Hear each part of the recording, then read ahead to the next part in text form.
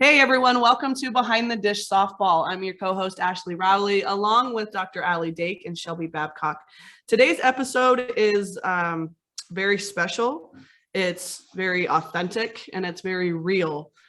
We're going to be talking about body image today, and specifically as it relates to eating disorders. So I want to give you, our listeners, a heads up that for some of you, this may be a sensitive topic. It may trigger some emotions. But we felt this was an important topic because this is an issue and a subject and a topic that so many females in general, but also so many female athletes struggle with on a daily basis. Dr. Allie, you did some research on a study where of the athletes that were studied, 23% of them were at risk for an eating disorder. And of those 23%, 82 of them were elite athletes.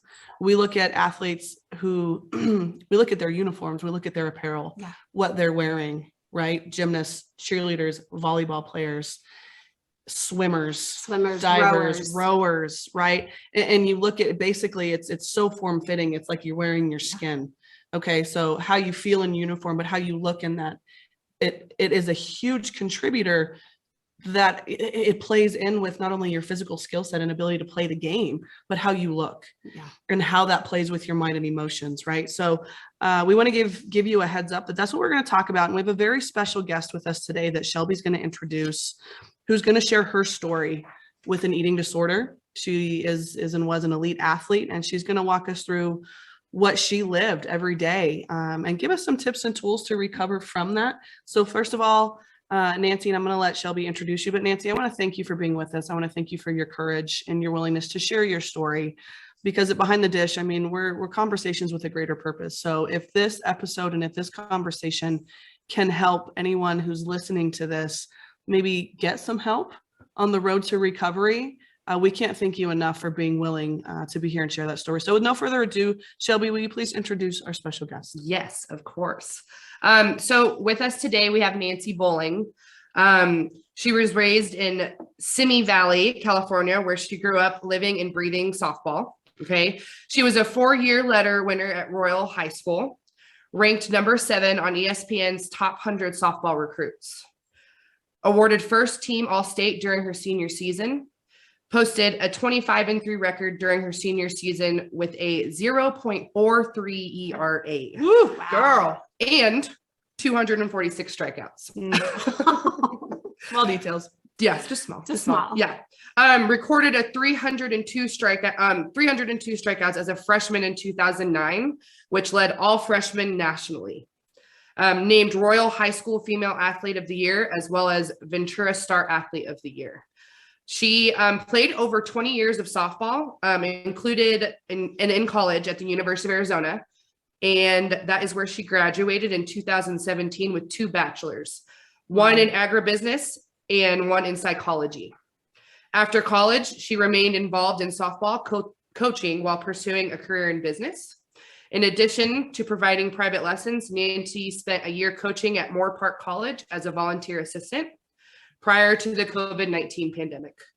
After a few years behind a desk and self-reflecting, she knew she needed a career path change, so she felt she could give back more.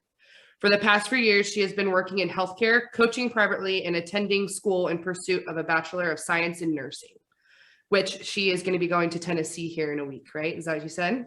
Yes. Awesome. Awesome. So following graduation, she plans to continue her education and efforts to become a psychiatric mental health nurse practitioner. Wow. So welcome, Nancy. We're so excited to have you. Thank you. I'm excited as well. Nice to meet you, Nancy. Thank you. Nice to meet you. So kind of diving into this podcast today, I brought Nancy on here. I was fortunate to be able to go to school with her. She's a very special friend of mine, and very excited to have her here. So I brought her here today to share her story with us. She has been through it all, but has come out on top, and I'm just so proud of you. I kind of want to dive in a little bit more into how things started to change a little bit. What year were we? It started, I think the real change started my sophomore year is kind of when I started to fixate on it a little bit. But by my junior year, so you were 2 years older than me, I believe, 2 classes. Mm-hmm. Yeah. So by my junior year, it was just like full blown kind of no point of return thing. Yeah. And so what for listeners, what we're talking about here is, you know, me and Nancy were super close. We'd go to dinners all the time. We'd hang out, go to movies all the time. All of our hobbies together. I started to notice just a big change. And actually our good friend, Alex Levine, was also kind of involved in this as well. We started to notice changes in Nancy. We'd go to dinner and she would wait for all of us to order our food first, to kind of see what we were ordering. And we were noticing differences in Nancy starting to lose weight and starting to look different. And we were getting really concerned.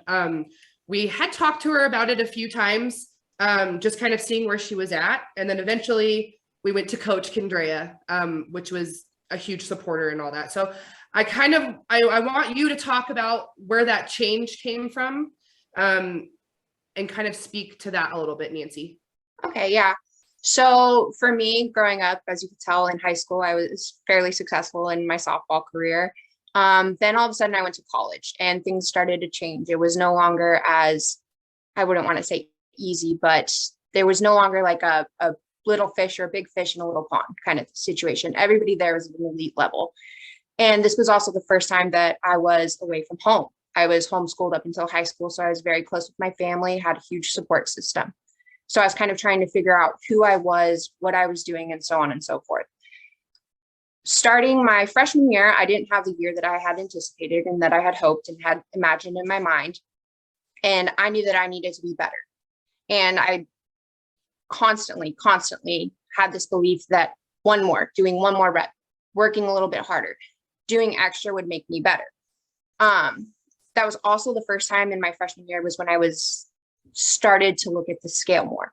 I wasn't really stepping on a scale, checking my weight or anything like that, but we had weight check-ins, which was different because I thought, okay, when did weight ever become an issue with softball?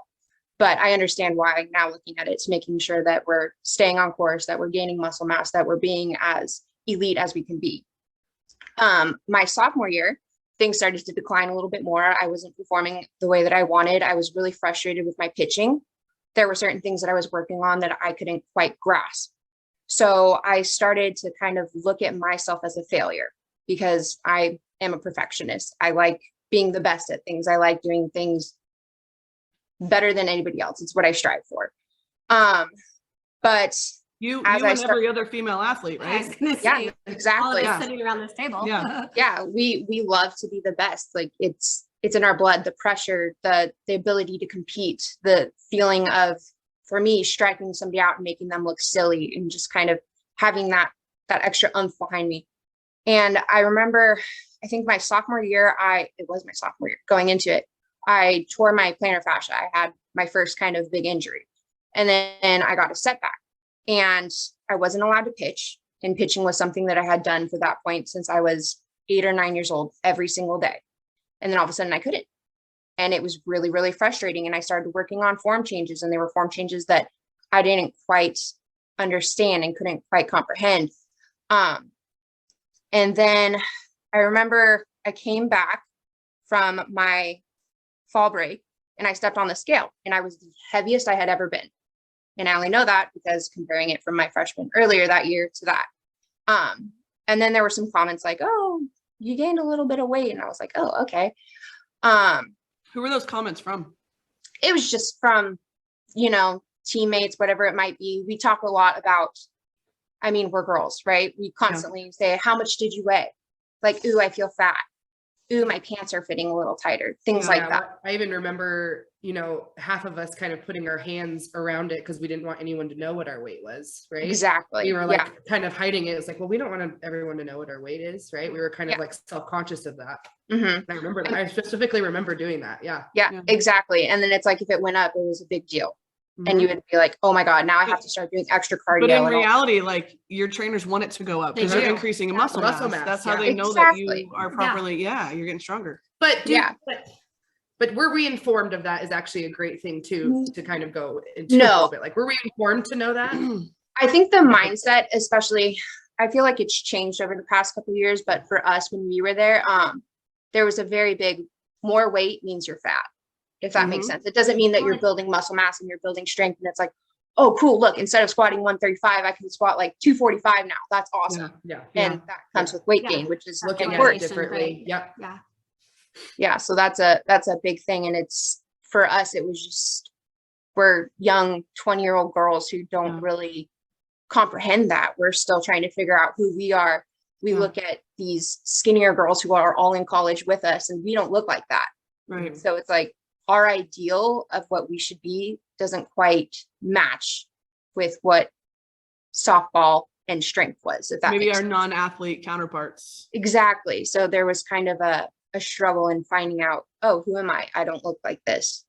But I think for me, a big change was, as I said, I wasn't performing in softball. So I started trying to look at things that I can control.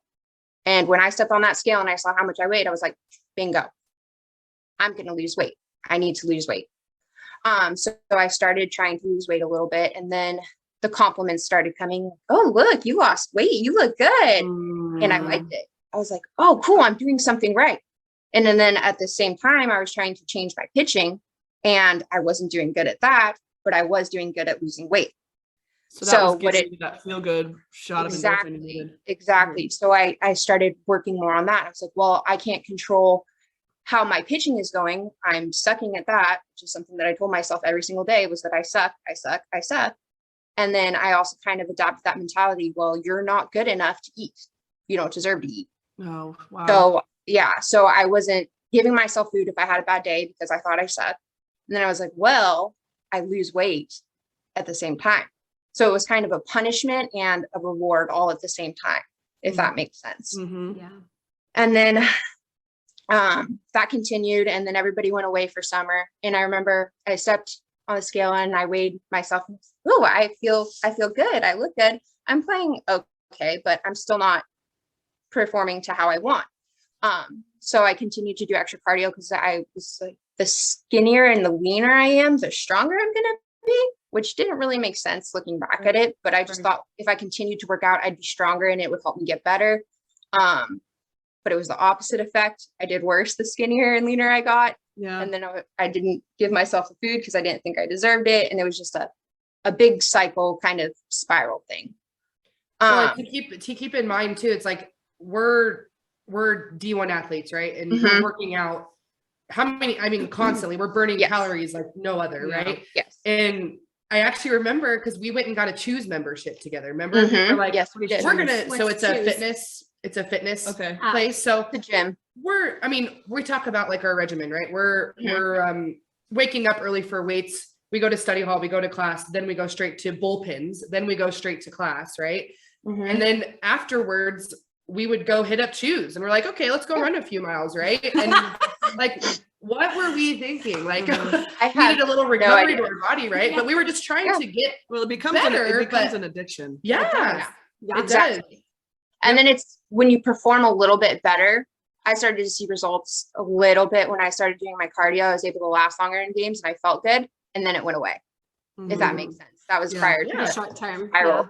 No, it was, I don't know what I was thinking looking back now. It's probably exercising 6 hours a day, 7 hours a day, which is ridiculous. And on top of that, I probably wasn't eating more than 1,200 calories, way less, because I thought that was what was going to help me. Another thing is there's a lot of toxic information on the internet. So if you don't know what you're looking for, the 1,200 calorie diets and all that stuff, don't eat carbs, don't eat cheese, all that stuff. I started to look at that, and that was the stuff that I was fixating on because I didn't know better. So I thought, oh, I'm going to eat super duper clean. And then I was avoiding things that I love. I love cheese. I stopped eating cheese. I love bread. I stopped eating bread. Next thing I knew, the only thing that I was eating was basically vegetables, fruits, and a couple of meat. I remember looking at cooking for myself. I wouldn't eat anything unless I cooked it myself and I knew the exact calorie amount. Talking about going to dinner, I would look at the menus ahead of time to try to see what looked like had the less amount of calories. And then I would calculate it and subtract things like no avocado, no cheese, and a chicken tortilla soup. And then I wouldn't get tortillas. So all I'm eating is chicken and broth. And it was things like that. And it was just kind of a prison in my own mind, if I'm being completely honest. It was not a fun thing because it was a constant fixation. I remember sitting in class looking at food because I couldn't eat it, and I knew I couldn't eat it, but I could in reality. So I just look at it and be like, oh, that looks so good. I'll click that. And my grades even started to slip. That was the first time forever that I didn't have the best grades. And I normally was a A, B student, and I started getting C's and stuff. So, because I was so focused on food, I couldn't think right, couldn't think straight. And then I was thinking about, oh gosh, I have to go exercise after this. I would even exercise. We would have weights. I'd have class. I'd go to choose and run, come back, go to class. Then I'd go to bullpens, go home, run, eat a little bit, go for a walk around the block. It was absolutely ridiculous. Wow. Looking back at it, I don't know how I managed to survive through that. Because in reality, I remember when I went into rehab for it for a couple months. And when I went in, they said that I was super lucky because my heart was stopping. All my organs were going to start failing if I managed to stay on it. Let's back up just a little bit. Let's kind of talk about that point when, Shelby, you noticed that there was something wrong and that Nancy needed some help. So I remember me and Alex actually went down and we sat with Kendra and kind of, because we had talked to you about it before, but I feel like there was a sense from you where it was kind of like a denial, like I'm fine 100% thing, right? 100%. And so I mean, me and Alex were like, this isn't, I mean, we noticed, your body was changing, you were changing, right? Your hobbies with us started going to choose, right? And you would go run. We're like, well, what is she doing? Where is she going? And we never saw her anymore. So we eventually started to go to Kendra and we're like sitting him down. We're like, hey, something is off. Like, she's our best friend and something is not right. Like she's losing, we can see her losing weight. Yeah. Her energy drops super fast. She doesn't hang out with us anymore. She's not talking to us. So we went and talked to him. And I think that was kind of the final point of, I think he brought you in to talk to you about it, correct? So there was a little bit of a process with it. Okay, He knew I something thought was so. up. He definitely did. And he asked me, the team, I swear, the team that I had there, I am so thankful for, because if it wasn't for them, if it wasn't for you and Alex and Bruce and Dr. Athey and Coach, I would probably not be where I am today.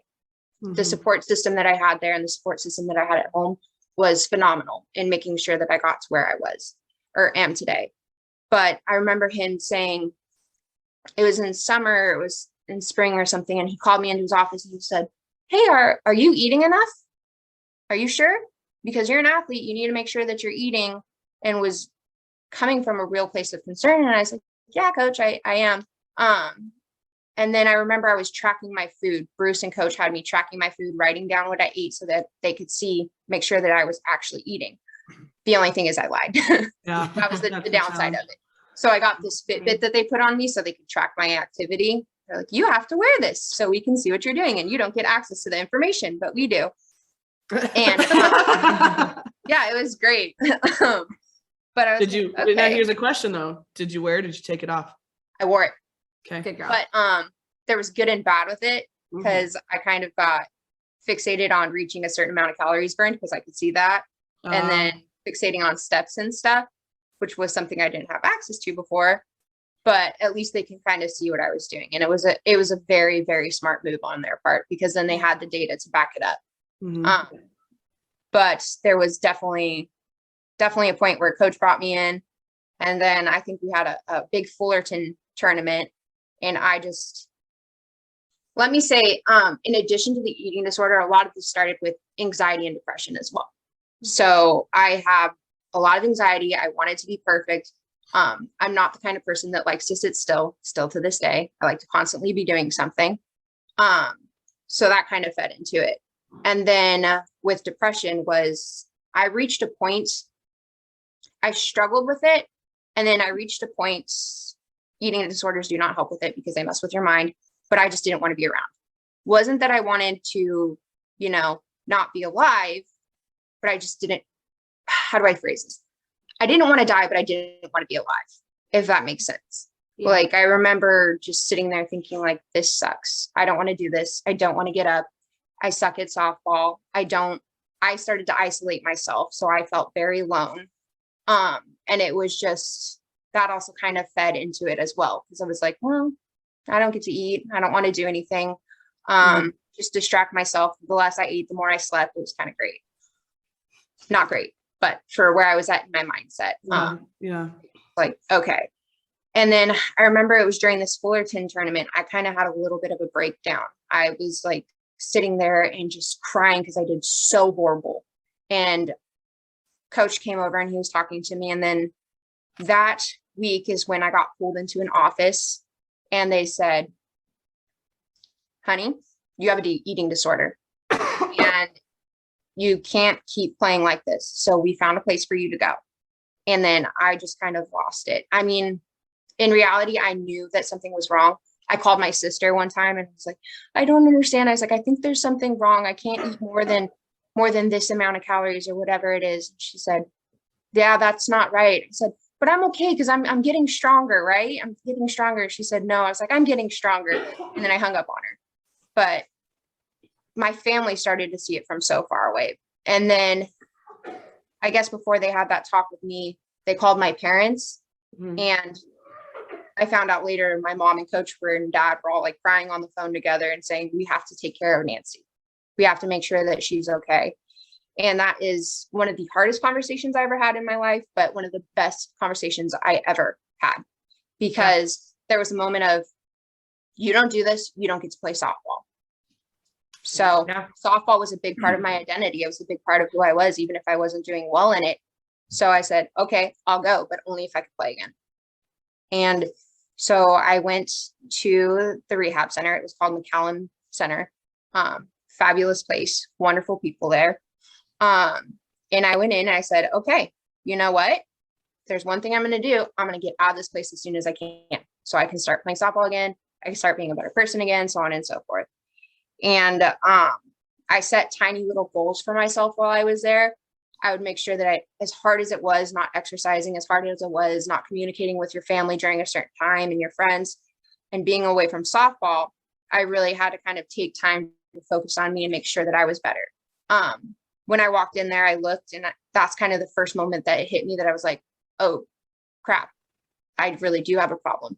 Because just seeing all the people there who were going through similar things, some a little farther along, it was just really kind of eye-opening.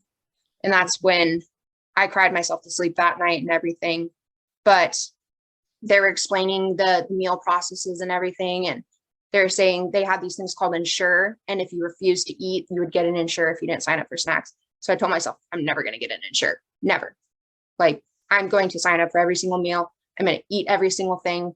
And I just kind of, it's a protein shake. Yeah, it is. It's 100% a protein shake, but I was scared of it. I got a blueberry muffin, and I have a journal that I've kept with me from it because I think it's a good reminder kind of how far I came. Yeah. They gave us a blueberry muffin one morning. I had half a blueberry muffin. That was what was in my meal plan. I went home and I cried because I was so scared of eating a blueberry muffin because there was carbs in it, there was sugar in it, there was butter in it, there was all this stuff that I knew that went into it.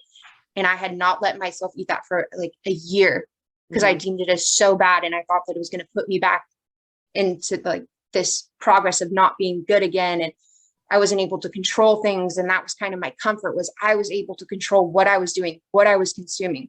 I was able to I was good at it, but I wasn't, you know what I mean? Like I thought I was good at it. That was the one thing that I was doing that I thought was right, but it wasn't right.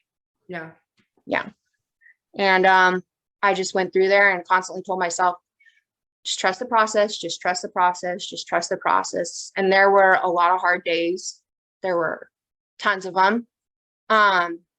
But I constantly tried to push myself mentally to be uncomfortable.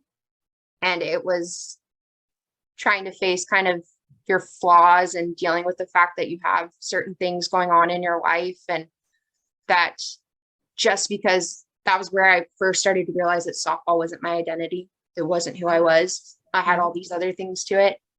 And, it was cool because I remember my body started to change. We weren't allowed to stay awake, which is a good thing. But I remember I got night sweats really bad because one thing that your body does is when you starve it is your metabolism starts to shut down, right? So your body's not working. Then all of a sudden I started feeding it correctly.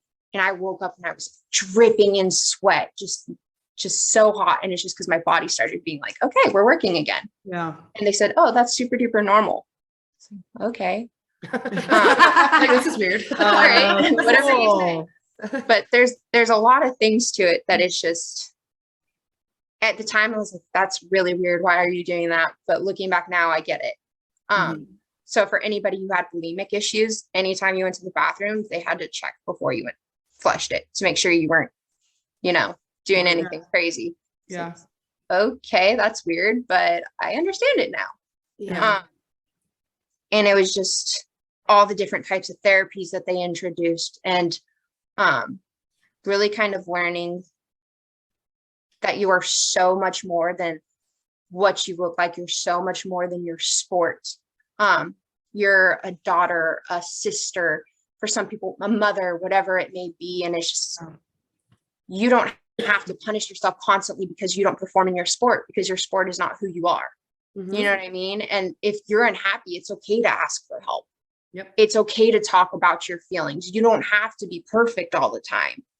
And that was a big struggle for me, because I thought I had to be perfect. I thought I had to be phenomenal. If I had looked back going in, I was like, I'm going to be a 4-time All-American. I'm going to do this. Softball's going to be my life. And it wasn't that way. It was completely different. I struggled trying to figure out who I was in this completely different environment.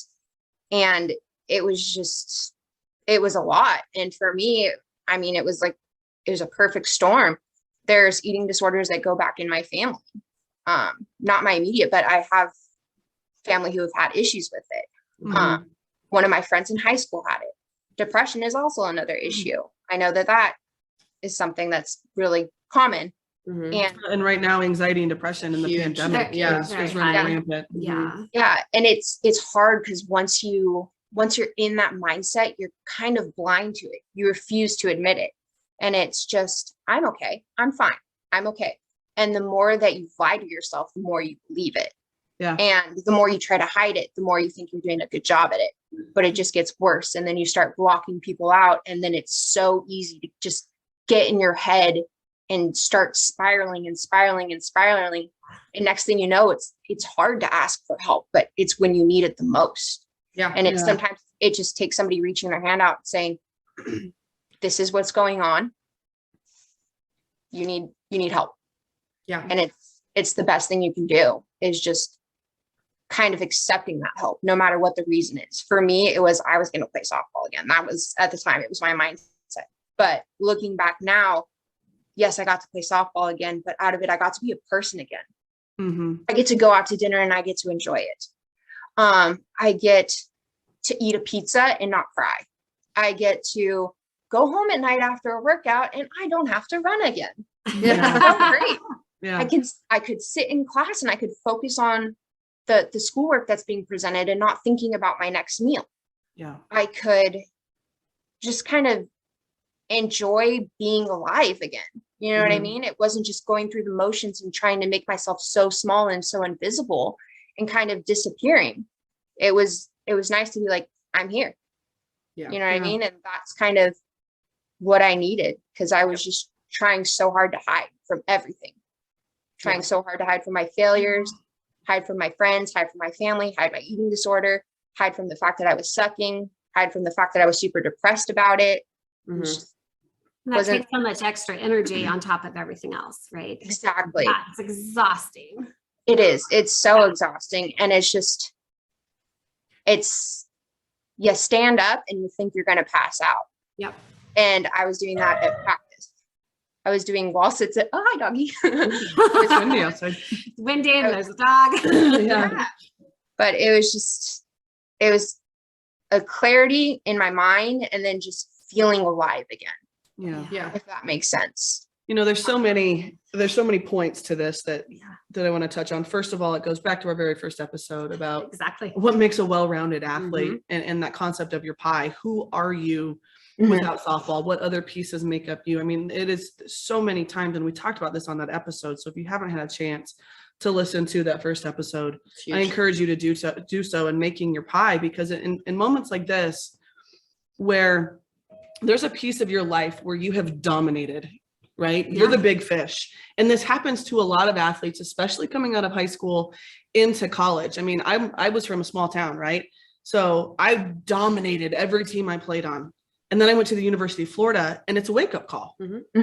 Like, nobody cares what you did in high school or summer ball because everybody is that did good it as well. and everybody wants the spot you want, right? And they don't really care. And so that is an adjustment period. And then, as you mentioned, you're going sometimes thousands of miles away from home. You're trying to figure out who you are, right? You're not with your family. You don't have your support system. So that is a really hard transition. So the more that we as coaches and we as parents can encourage our athletes to stick to this concept of making their pie and focusing on every piece of that pie, right? There's going to be other aspects in our life that feed that success, because we know as female athletes, right, we're wired to be perfectionists. And if you're an athlete, you're very driven and you want to be the best you can possibly be. And so failure is really, really hard for us to accept when we're not good at something. If I can't perform, who am I? If I can't contribute, I'm worthless.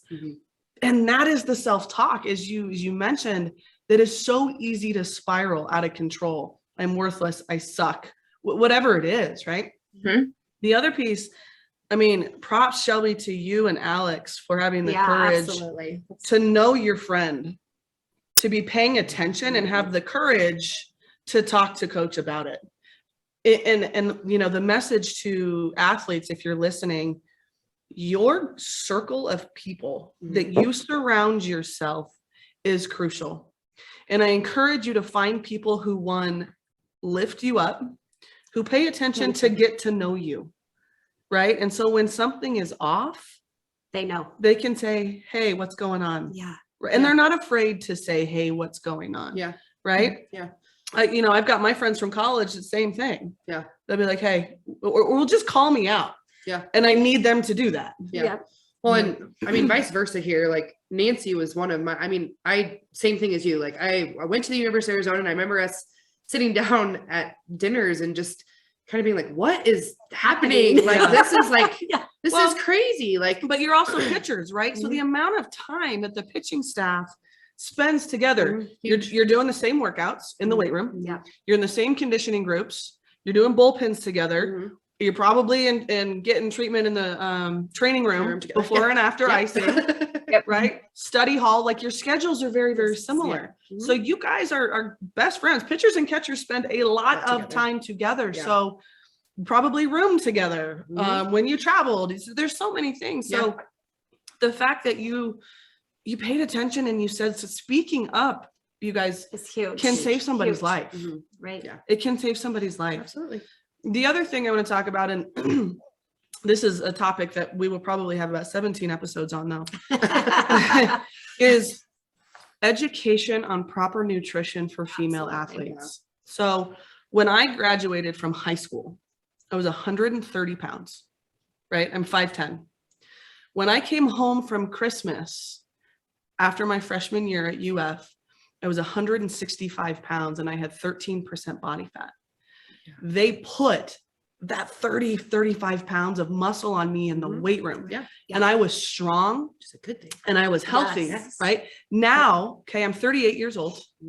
I will never, if we look at a number on the scale, and athletes, I need you to hear me right now. I will never weigh less than 175 pounds. I'm 5'10", and I'm strong.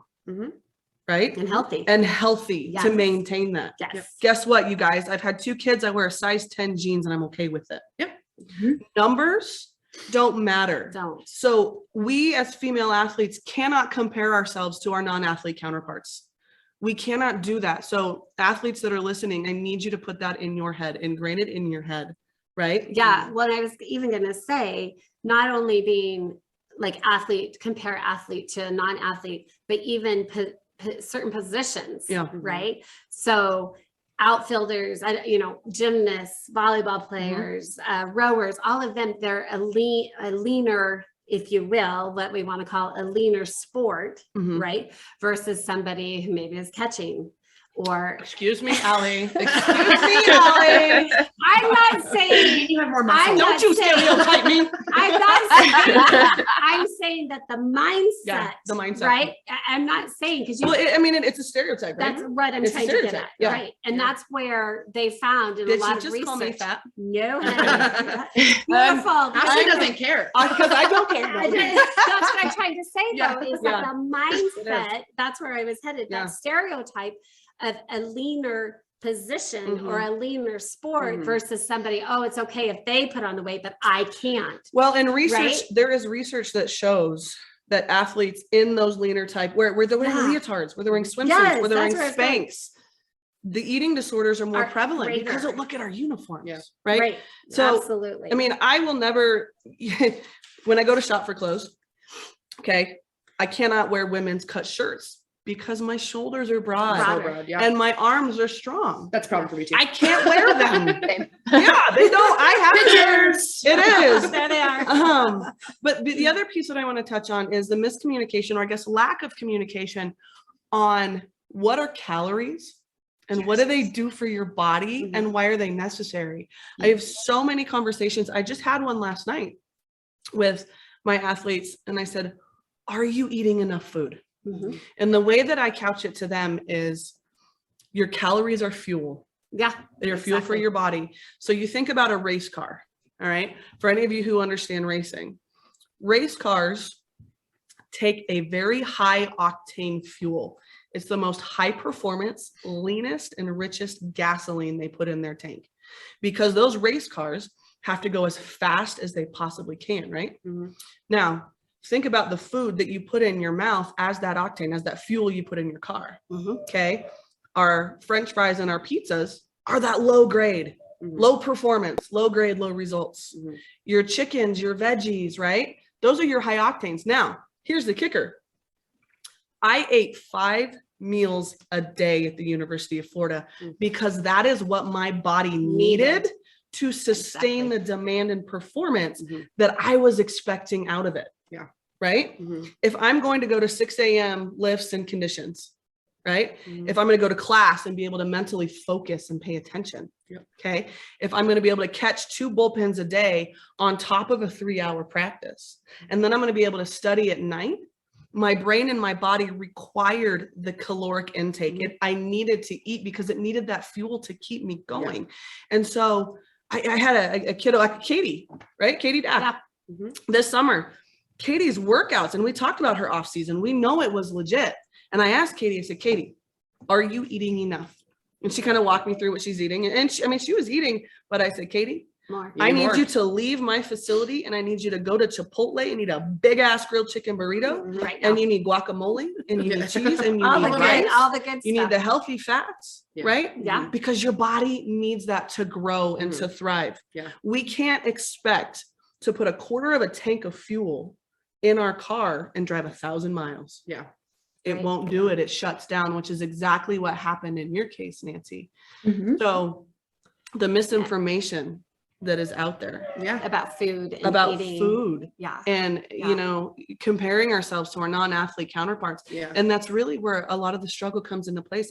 One of my best friends, her senior year, went on an Atkins low carb diet. She was a pitcher, rock star. And guess what happened? She tore her bicep in the middle of the game. Yep. Right.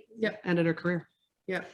Well, and you can also think about it, and when I'm working with girls from the mental perspective, is when we talk about food, because again, that whole pie and everything, and Mhm. I've always explained the food is like if you have your computer and you have your battery, Mhm. the food is like the electrical charge going Yeah. into the It computer, keeps it running, right? Because our absolutely. brains are our computer. So I use that analogy. Yeah. And Nancy, you spoke to it, like you couldn't even think in class anymore, Yeah. right? Mhm. You were not focused, and you went from a high performing student. Here I hear perfection, strive, so I can feel And like I'm then thriving. negative self-talk, And then you start punish spiraling yourself down. for low performance. Right. So Yeah. I punish myself. I don't eat the pizza. I don't eat the It's brownie. a never right? ending cycle. And there are those people who punish themselves with overeating too. I mean, we haven't even talked about that, right? Mhm. But in the athleticism, we know it's Mhm. the opposite. But then you can't even perform mentally, Yeah. and then you weren't performing on the field, right? And so was there any skills that you learned in your, in all the therapies, because you said you had many different kinds coming at you, that helped you overcome that in your head? Like, because I always work with the girls, like staying in front of the voice in your head for a positive outcome, so we can spiral up instead of down. So were there any techniques or tools that you learned? So a big thing for me was my therapist there told me that I needed to start journaling. And so that's why I still have to journal. But he told me for any one negative thing that I have to write 3 positive things. I love that. Yeah. So It's beautiful. yeah. And then every time he said he would check my journal every once in a while and just say, just let me see the 3 positive things. Just let me see it. Are you writing your 3 positive things? Yeah. So I would start every single night. I would write 3 good things that I did that day, 3 good things that I was proud of. And then I was allowed to have 1 negative, or something that it wasn't a negative. It was, what do I want to improve tomorrow? Yeah. Instead of like, I sucked at this. It was like, I didn't do this as good as I thought I did. And this is why, and this is how I'm going to tackle it. So it was kind of learning how to switch that mindset of not just you suck, you're a POS, be better.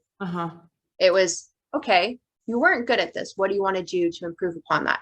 And what do you like about yourself while you're at it? What did you do that was good today? Right. So kind of trying to switch that and be more kind to yourself. Well, and it's so true, because I tell my athletes all the time, if you don't achieve one of your short-term goals, it doesn't mean you suck at life and you should go do something else. It means, what do we need to adjust tomorrow to achieve that? So did you notice, Nancy, the more that you did that your mindset and your thought process started to change? Yes. The biggest thing was, instead of fearing failure, I tried to start using failure as a learning tool. Very And cool. it's something that I had been told to do prior, but I didn't really understand how to go about it. And that was a big thing for me, was just kind of accepting that this failure happened. I didn't do this, but this is what I'm going to do to make sure that I can maybe achieve that later on in life, or later on in the year, whatever that goal may be.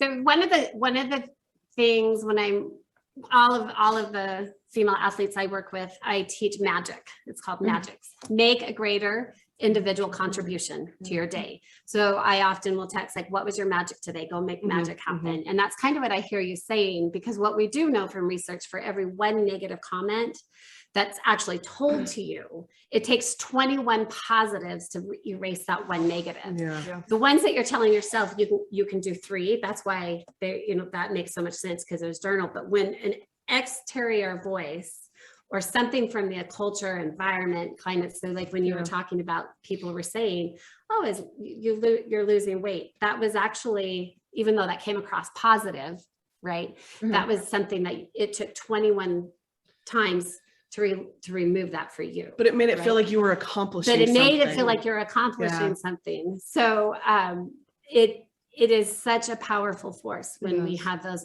exterior voices and culture pushing on that, because it will erase that. And I want to talk about a little bit too, is you overcame this, right? And I'm sure you still have things that are hard. Excuse me. But I mean, I have some athletes right now that are going through this, right? And Nancy, I had you reach out to one of them, but I know that there was a light at the end of the tunnel, right? And I kind of want you to talk about that a little bit, because you overcame this and you came back to the University of Arizona. I remember you surprising me and Alex at the UCLA game, and I started bawling before the game. I was just so excited to see you, and just see how excited and happy you were, and just color to you, and you just looked so happy. And I just want you to talk about, the overcoming it, and that there is that light at the end of the tunnel. So it's definitely a process. It's not something where you go to bed, you wake up, you go to rehab, and everything's sunshine and daisies. Yeah, absolutely. It's a constant battle. And I remember when I first came back, I was talking to, I think it was Bruce or Dr. Athey, I can't remember which one, but they were saying, you need to take time, because think of it this way. It's like an injury, right? You have people who have ACL injuries, and you see the scar, and you know that they're slowly trying to recover. Because for me, exercise was a big thing. And they said, think of it like you have this injury, but you don't have a scar. So you need to take time to come back and slowly reintroduce yourself to it's your physical therapy, being an athlete again, right? Because it was so easy. And I am very thankful to Coach. God bless that man. Thankful to Bruce. God bless him. And Dr. Athey and my team and everybody, because they helped me ease into it. They weren't like, oh, you're back, you're good. It was very much okay, we know that this is going to be a long process. I remember somebody told me it's like a 7-year recovery that you can officially be like, okay, I'm good now. Like 5 to 7, it's a long time. And they made sure they were on top of it. If they saw me going too hard in workouts, they'd be like, nope, sorry. You get 30 minutes. When have we ever had that problem? Nope, Yeah, back it off. Yep, sorry. And then coach would constantly check up on me, like, how are you doing? How are you doing? Come to my office. Come have a talk with me. And our trainer, Rob, he would be like, okay, I'm gonna check your weight, but you're not allowed to see it. So here you go. And like, they were just very, very good with that. But the thing is I went to the main rehab, and then I had an outpatient one in Tucson. And so I was trying to be like, learn how to balance doing this, going to rehab after practices and stuff like that, and then going into school and being a student athlete, hanging out with friends. But it was just, I think the biggest thing for me was kind of the wake up call. When I went there, I was like, okay, I need help. And then I started working towards it every single day.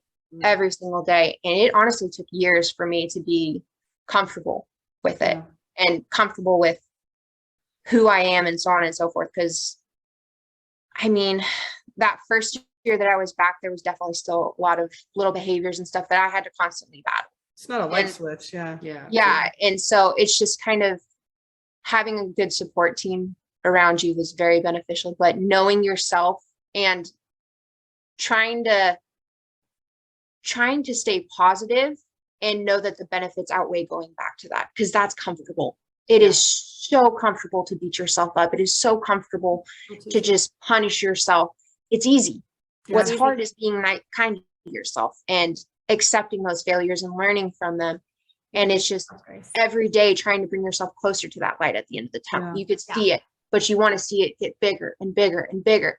And the closer you get to that light, the dimmer that light back there gets. That darkness, it goes away. And it never fully goes away. There's still little thoughts. I'm sure. I knew somebody who was an alcoholic who kind of compared it to that. They said, knowing that you have kind of an issue like that with alcoholism, most times people walk away from it completely to where they're like, I'm done with you. Get out of my life. With food, it's harder because it's a daily part. Because your body needs it. Your body every needs day. food. You have to consume it. Working out is a very healthy outlet. It helps you be stronger, and you can't just walk away from that. Failure every day is not something that you can just be like, well, you suck now. It's something that you encounter every single day. And it's embracing those and saying, you know what's really cool is to be strong. Love being strong. Love that. Right. And it's like valuing your life and valuing the people around you. And as you said, doing the magic, like an individual contribution. What did you do to make sure that, you know what, I love helping others. And so that's something that I take pride in. And that's kind of why I want to be a nurse now, because I love seeing people in their dark times and being able to help them through it. Because I know what it's like to kind of be in your own head and go through something hard. But it's just but trying to constantly keep moving towards that light and keep kind of making yourself better every single day and accepting the things that you maybe didn't achieve and just kind of learning and growing from it. Is there a piece of advice that you can share with our middle school, high school, college female athletes that may be listening right now that may be struggling with some of this stuff? Maybe it's body image. Maybe they're trying to lose weight because the number on the scale. Is there something that you can give them? Everybody is different. Your body will never be like somebody else's. You are built a certain way and you are a unique individual. Embrace that. Love yourself. Food is not the enemy. Numbers do not matter at the end of the day. What matters is that you're happy, that you're smiling, that you're comfortable, that you have people around you that can support you and that you can support. And it's so easy to get wrapped up, especially nowadays with Instagram, when you're constantly seeing all these people who are perfect. A lot of it's fake. It's filters, it's Photoshop, it's lighting, it's all these things, and it's embrace who you are. We know that now, right? We know that, but gosh, thank God Instagram and Facebook didn't exist when I was in high school. Right. Well, and it is Yeah. Like, yeah. And everyone's like, how old are you guys? So go there. It's an amazing message, Nancy. And thank you so much. Yeah. You know, I want to touch on something really quickly before you give us some mental tools for our listeners. Parents and coaches, I need you to understand how much your words, how much weight that they carry. I'm going to share a couple of stories And with I'm going you. to add in there, not too much, but teammates as well. Absolutely. I Yeah. mean, just Yeah, words in general. When we Just talk words in about general, this, but and it's yeah. specific to female athletes. It is, and that's Katie. I'm just going to share Katie, Dak again, right? Katie's very strong. We know Katie. She loves to lift. She's strong and she's good. She's a rock star. Yeah. Very healthy. She hit a home run this summer that short hopped a 300-foot fence. Absolutely tore the cover off this ball. She's rounding the bases, and somebody from the opposing team shouts, "Check her for steroids."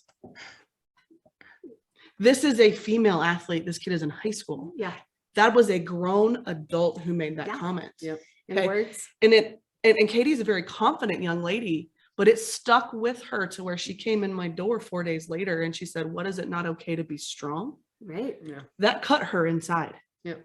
So parents, these are Watch what you humans. say. Humans. These are kids. These are girls. Coaches and guys, I'm talking to you. Okay. You are coaching a female athlete and you cannot speak to a female athlete the way that you do a male athlete. Absolutely. And I have a young lady who genetically, okay, battles. She's a bigger, stronger gal. She's not fat. Nope. She's not lazy. She works hard. She just is the way that the good Lord made her. She's a little stronger than you and I, right? Which is okay because everyone's body's different, right, Nancy? At the end of the season, she saw her playing time go down. Okay. And she went to coach and set a meeting with coach and said, "Hey, what can I work on to get back in the game?" And I'm trying to think the exact words, but here's what she heard. Okay. And this is what I need you guys to know is perception is reality. Regardless of the specific words that he said, here's what she heard. "You need to lose weight. You didn't play because you're fat." Oh, wow. Right. I got a message from mom that night that said, "My kid is broken. This broke her," told me what happened. And I reached out to her immediately and I had some colorful words with her because, excuse me, I'm going to drop a curse word, friends. I said, "That's bullshit. And we all know it. Don't you ever for 1 minute think that you're fat. And guess what? He does not get to steal any of your time or energy." Now, 6 months later, mom let her blood pressure come down enough to where she could address this with his coach. And instead of saying, "I am so sorry, let's talk about this," that is not, he defended. Oh, that was taken out of context. I don't really care what you meant to say. It's the words that you chose to use in that moment and how she took it.